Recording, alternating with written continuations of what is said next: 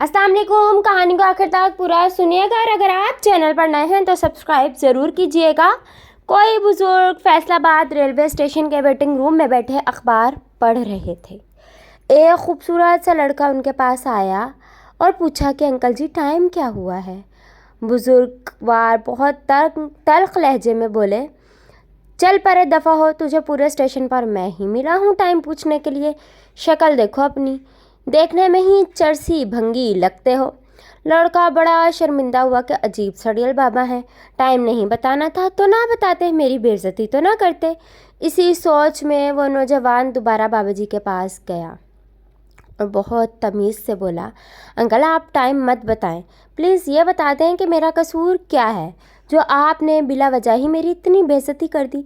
बाबा जी ने फिर उसको झड़क दिया और बोले, चले जाओ, मेरा मगज़ क्यों खा रहे हो, जाओ किसी और से टाइम पूछो।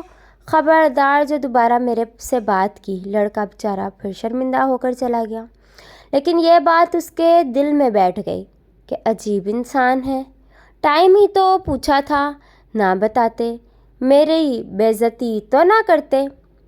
इसी उलझन में पड़ा वो नौजवान तीसरी बार फिर बुज़ुर्ग के पास गया और जाकर उनके पास बैठ गया।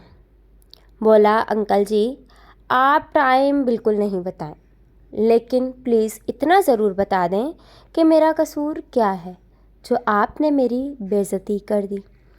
बाबा जी ने जवाबन फिर उसकी लान तान कर दी, लेकिन वो धन का पक्का वहाँ बैठा रहा और बोला कि बुज़ुर्ग जो मर्ज़ी कह लें, बेशक दो चार थप्पड़ लगा लें, लेकिन उठूँगा तभी जब आप मेरी बेइज्जती करने की वजह बताएंगे।